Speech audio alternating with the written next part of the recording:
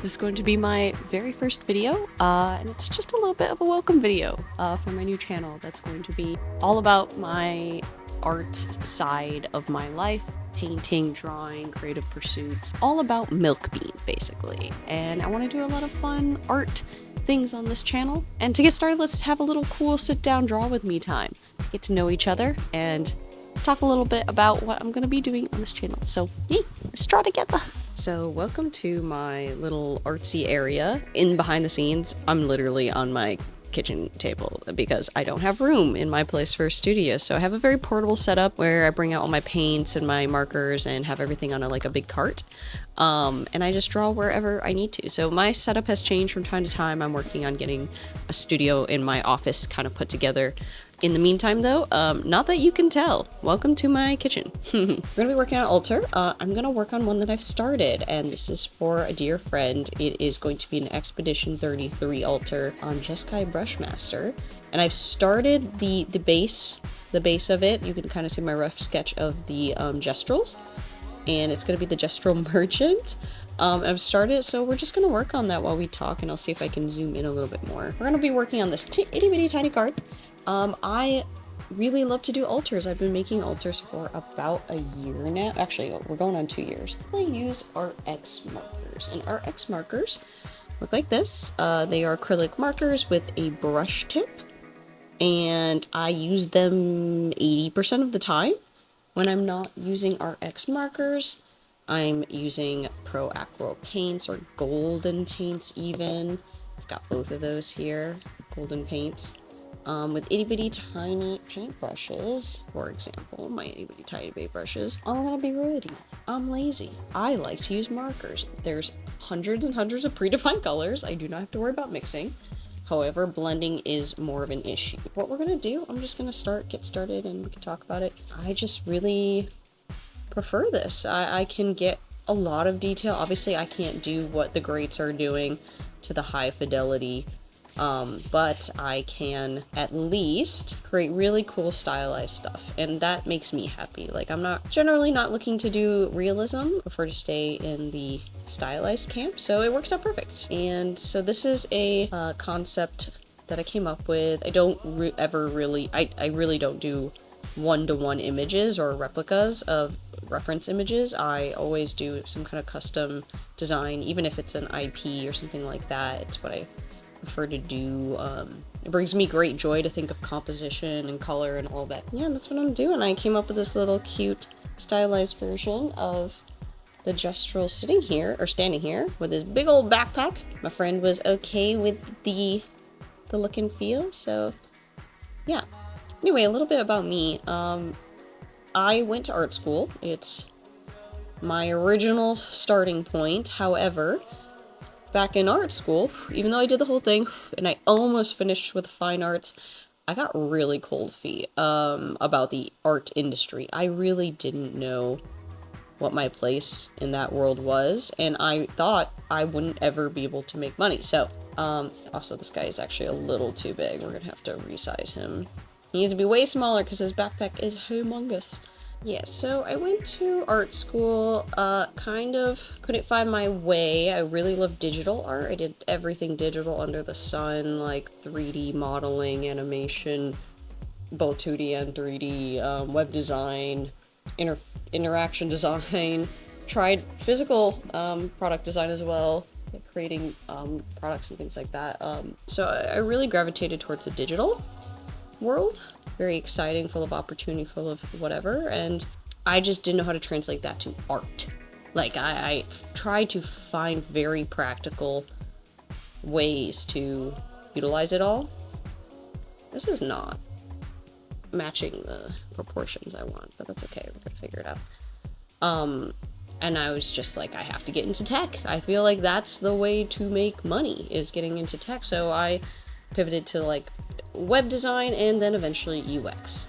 And if you don't know what UX is, it's basically creating apps and tools and websites. The person who designs such things and creates experiences for people. That's my whole job, and that's what I've been doing for my entire professional life. Now, art always became a side thing after art school. Just a hobby, just something I cultivate in my free time. I didn't think I'd ever try to make it more of my lifestyle, even though I've always have done art. This proportion's not working out. Don't be alarmed. Just artist things restarting half the time. So yeah, I ended up doing UX for, a decade, and somewhere along the way, I came to back and forth between the arts, painting, drawing, digital art, graphic design even, and was just always there and always has been, and it always would be no matter what. But somewhere around 2 years ago, I, went into a new chapter in my life, and I suddenly was, I felt very confident in my career. I still do it to this day. And I just came to the realization of, why did I not spend enough time cultivating art? Why did I always have to find a monetary proposition to make art make, productive sense, to be worthy of my time? Why could I never just create art for the freaking sake of it and enjoy that process? And, I never had anyone to share it with. I definitely didn't share much online, to be honest. I was very nervous about social media and was never really, utilized it much until probably 3 years ago. And once I started actually genuinely posting and creating sort of a schedule for myself and sticking to it, and seeing that other people, loved creating and doing art and sharing that with me and enjoying my art, and that was a new feeling. That's not something I've ever experienced. It was always just for me or those around me.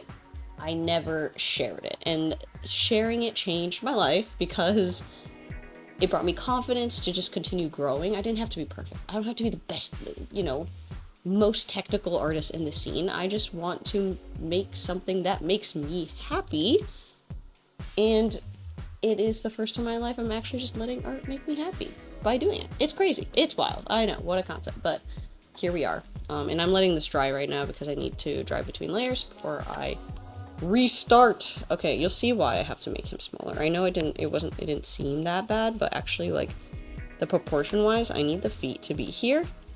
I need this to be here. No, it has to be even smaller. So it actually has to be here. Top of the head, like from here to here, has to be even here, like, has to be the top of the head. And we have to have the box end right about here. And there's a little bit of a lantern here. I think the lantern was fine, but above his head there is a, this thing. But the entire barrel on his back has to fit, like, roughly like this. So that means barrel ends here. That means that that's the middle of his head. I'm sorry, you can't even see what I'm referencing, but you can sort of see this gestural restart where I was and how much smaller he has to be. And this is, we'll end up eventually getting paints for this because this is just so itty bitty. I want this to be nice and detailed for my friend's deck. I want it to fit the theme perfectly, and I will not give her something second rate. So while we won't finish this entire thing today, I just wanted to have a little time to yap and put that yap into the universe and talk a little bit about who I am, where I'm from, and just the bare minimum. We'll get into it over time. I'm really enjoying making altars for my friends and just for myself, really. And on occasion, I sell them if I feel like they're ready to be let go.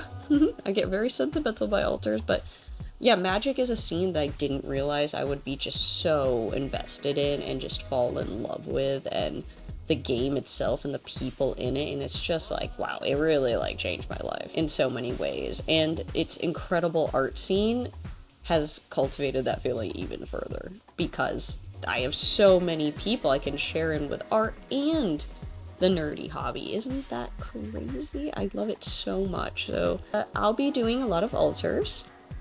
I'll be doing other kinds of art things. I'll probably be talking about my mail club. I'll show the results of it. I'm working on that right now as of this video, and it has not been sent out yet. I'm going to be advertising the last days to sign up pretty soon here, so by the time you see this, it'll probably be long done, and then I will have a follow-up video kind of showing a little bit of me working on my mail club stuff and packing and sending those out, getting all the prints in. It's the first time I'm doing prints, so I want to do stuff like that. I want to just have art time like this. I watch these kind of videos all the time. There's quite a few artists that just sitting there drawing. I'm all for that. Like, I just want someone to draw with. And I would love to be that person for people too. Just sitting, yapping, drawing. Sometimes no yapping, only drawing, we'll shake it up. And it helps break away from the short form that, you can only express so much in a 30-second clip on Instagram or TikTok. I want to be able to talk to people a little bit more. I love meeting people at Magicons, where so many artists get to meet up, and seeing people who are either inspired with using markers to create altars, which I'm shocked I'm inspiring people. My laziness has inspired you. I'm just, I'm honored, really.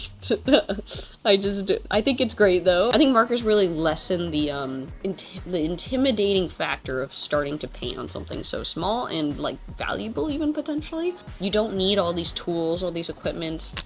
You don't need to know how to paint, per se. I know that's kind of a mental block for people, too, of, like, I'm not trained in painting, or I'm very new to painting, and, getting paintbrushes out and all that is intimidating. But markers, accessible. You're basically just drawing, but you get to kind of paint at the same time. It's wonderful, and I think whatever gets you to create art is a winning formula. You don't need to be using the best supplies ever.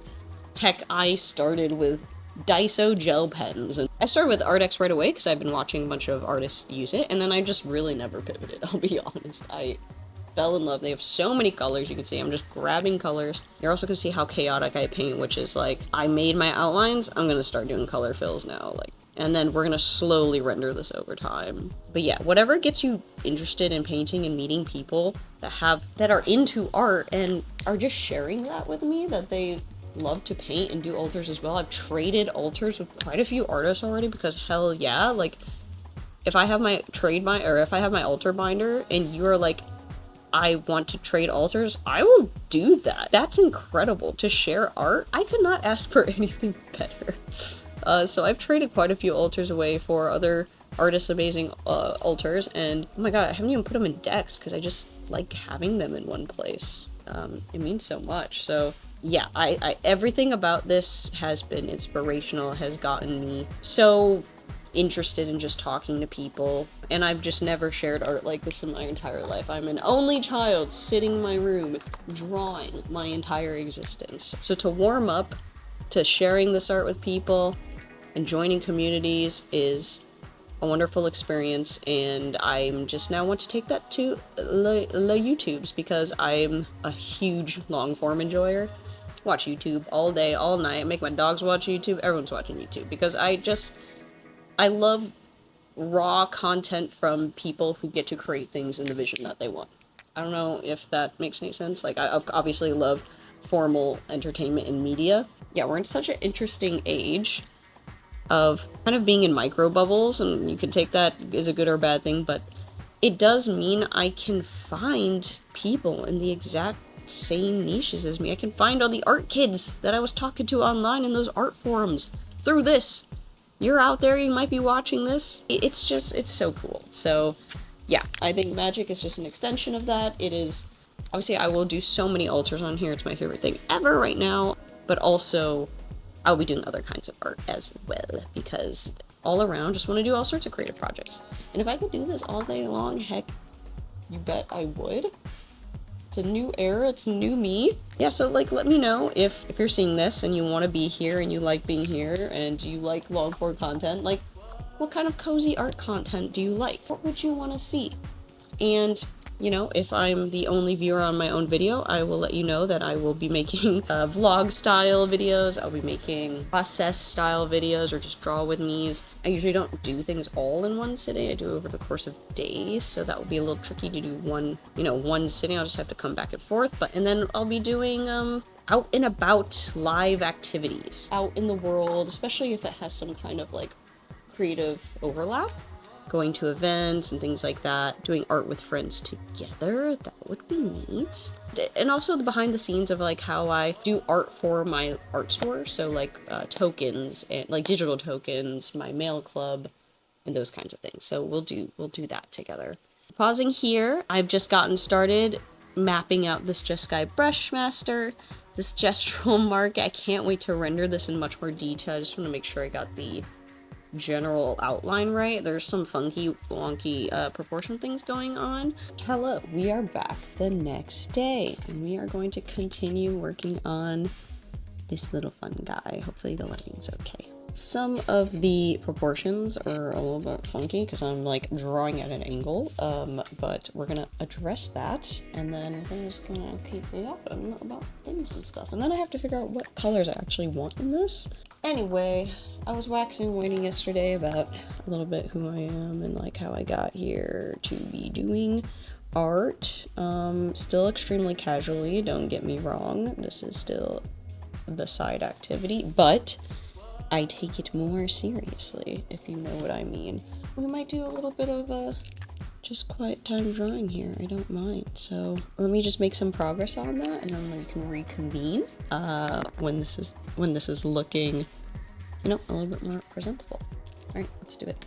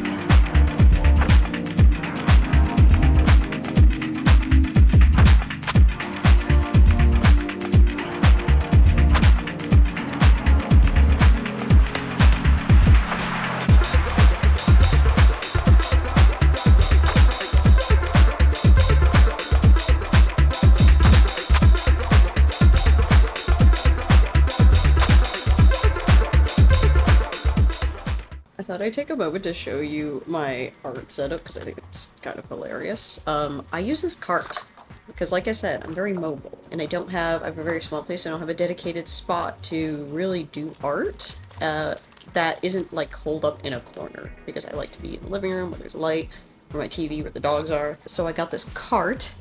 As you can see, I just stack all my markers on here. Generally only have 2, but I just bought this one. So I like using the new ones because, you know, the tip has not been flattened yet. It's very nice and sharp, so I can get like the tiny details and lines. And then there's just like an array of stuff, right? Like over here, I've got my micron pens in this. I've got like tools, like rulers here. I have these are the Lengua art pens. They're acrylic gel pens. They have a lot of texture, so I don't use them too much anymore, but I just bought these pens. They're like very watery pastel, just like fine liner pens sometimes, you know, there's a need. And then just my the chaos of me stabbing these in here and not having a spot. I don't organize them. I cycle through way too many colors to be doing that. Oh, and down here, more pens.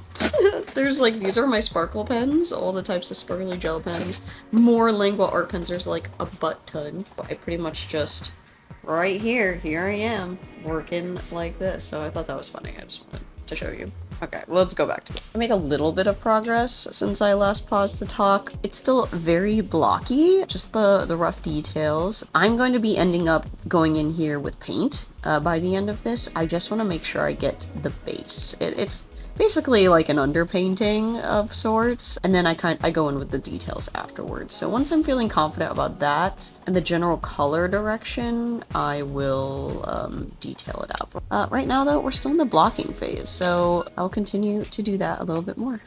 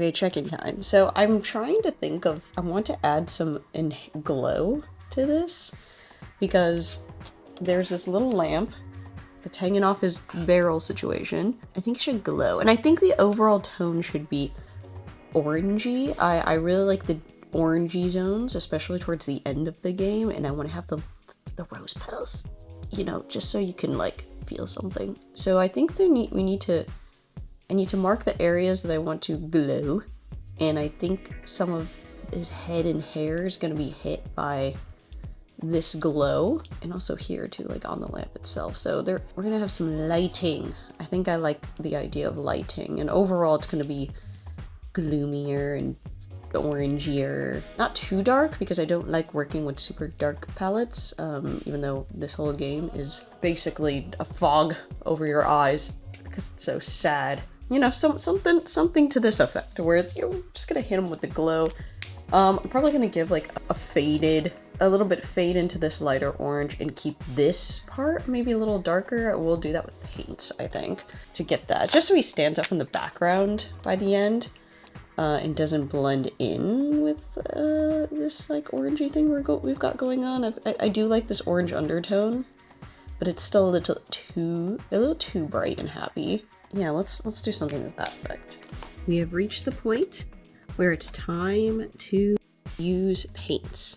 Yeah, we're pretty much just gonna start going there. I've laid out the general vibe, feeling, colors, and I'm gonna use Pro Acryl. Yeah, these are miniature paints that I was recommended to by a friend, and hey, like, I love them. And so they go out down really matte, really easily, really vibrantly, dry really fast. So we're gonna be doing that. I've got all my paints here. Pretty much gonna cycle through all of them. So let me show you how I do this, and how I do this is chaos. So here's my cup here of whatever these devices are. Paintbrushes, thank you. Thank you, Lydia. I actually ordered some really itty bitty ones that are showing up literally today. I mean, I have what I need to get started, lots of tiny ones.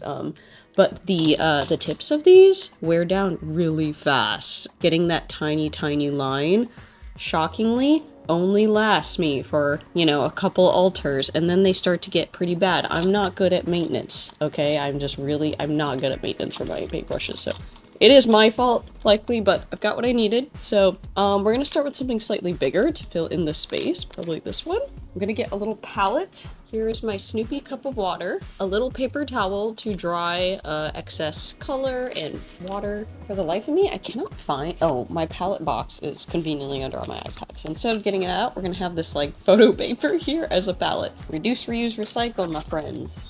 In terms of the strategy, there is no strategy. We're just gonna go in and see what happens and start all over the place. I do not have a method to my madness, except for starting broad and then narrowing down. So, okay, first things first, I might start kind of like behind with the darker areas, the barrel. Let's use some like darker reds and browns. I'm actually gonna start with this burnt red.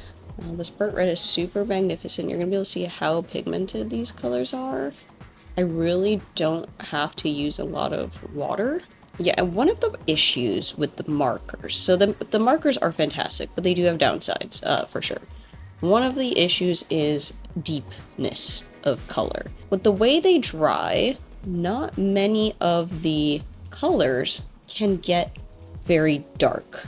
To create contrast. Maybe these like blues and purples is about as dark as the Ardex markers go.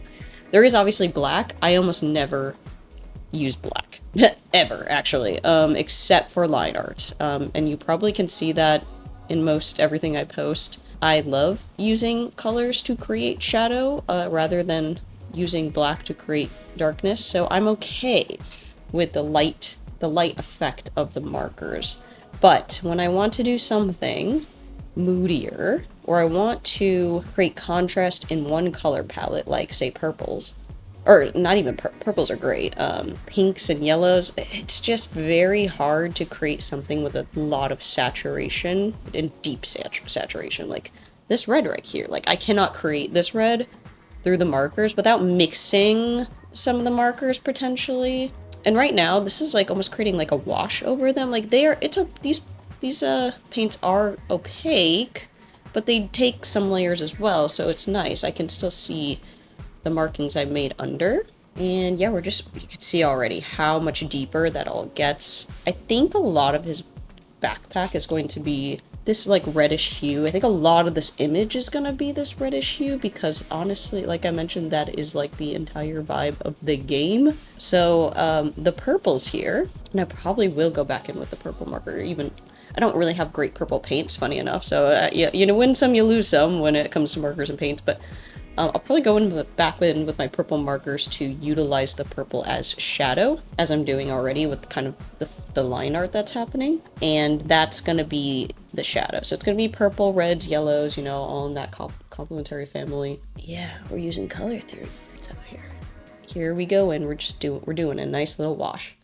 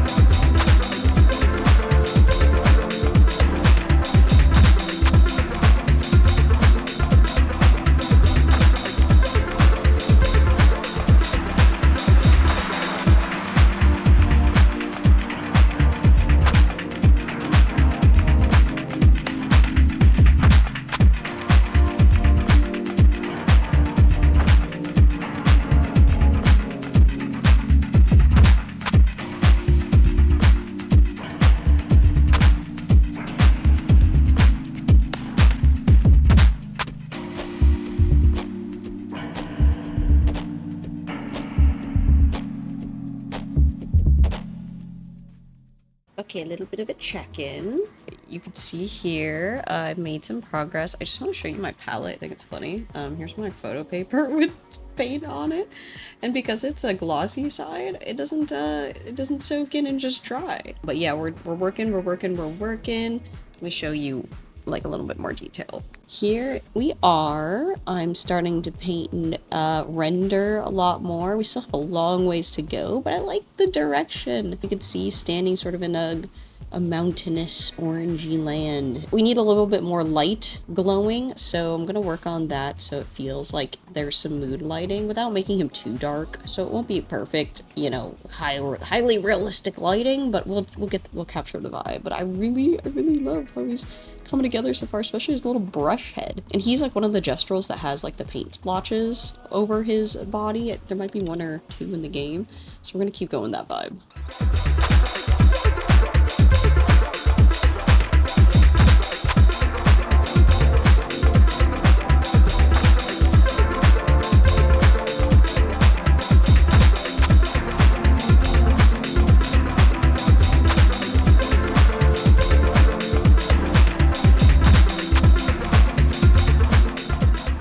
Okay, we are back in. I have done quite a bit more rendering, and here's where we are. Hopefully the light is like not too crazy, but yeah, I'm really enjoying how this, oh my god, I feel like it's washing now. I'm really enjoying how this little guy is going. I'm starting to get more at the barrel, him. I need to kind of differentiate maybe the little feet area, and just, yeah, really trying to figure out like the browns and the muted tones for this while keeping the little blue of the brush. I like it because Jeskai Brush Master is Jeskai, so the blue, red, white tone, I think it's perfect. So my intention is to probably render this more than I usually render. I usually do not render. Here, do you want to see something else over here on the side? I'm usually try to stay in a stylized land. Here's Kiefery, and you can see I'm not trying to overly render. I just generally don't. Not that I can't. I like to move on from project to project super fast. So stylized work works a lot better for me. Impressionistic style painting works really well. But for this one, this is for a commission for a friend. So I want to make sure it's freaking good. I want to make sure it's good for their deck. So this is the check-in. We're gonna continue rendering, and yeah, we'll see how long it takes to wrap this all up, but I'm very excited about it so far.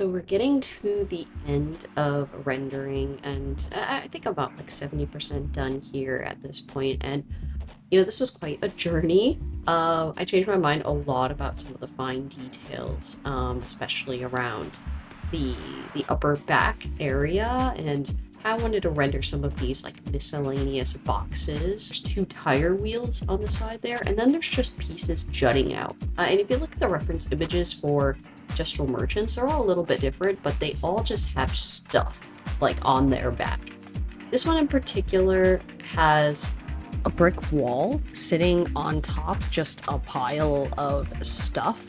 Yeah, every gestural merchant just has a different sort of setup, and I found this brick wall just a little bit funky, so I tried my best to make it work, but overall, adding the little bits and bobs all around him gave him that life that, he's been collecting all these human things that are around. And I also picked up some tools like this circle device because, well, I actually happened to get it, irrelevant of this image, but it worked out perfectly because drawing circles in my previous work has been a nightmare for me. And so this made it look nice and round, as it should be, as there's a bicycle affixed to the back of his box thing too.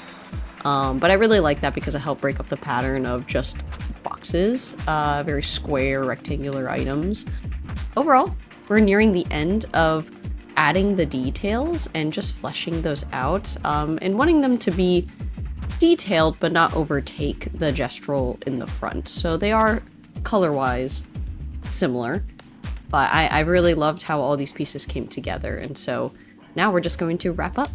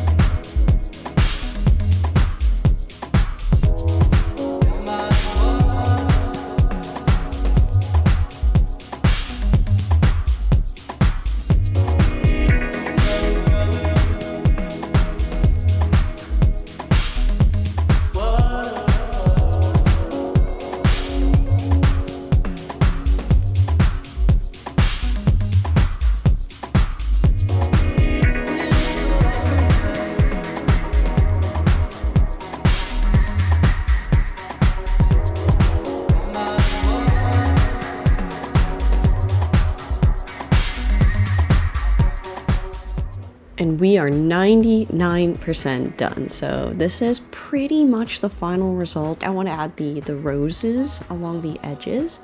I'm really happy with how this came out, and I really had a fun time rendering it.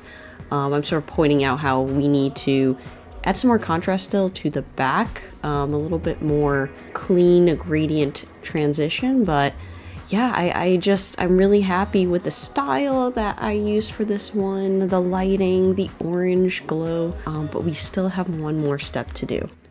A little bit off camera, I finished rendering the roses and tiny details and getting the background all finished up. But the very, very last thing is adding this little sigil to his head, which was a little bit hard actually, because it is, a random collection of symbols, so it doesn't look like anything, and I don't 100% know what it means, but it is provocative. And it gives him the final little gestural touch that we needed for this. And with that, he's pretty much done, and I just have to prep this piece by varnishing it. So we're gonna go ahead and do that once I finish up these pieces.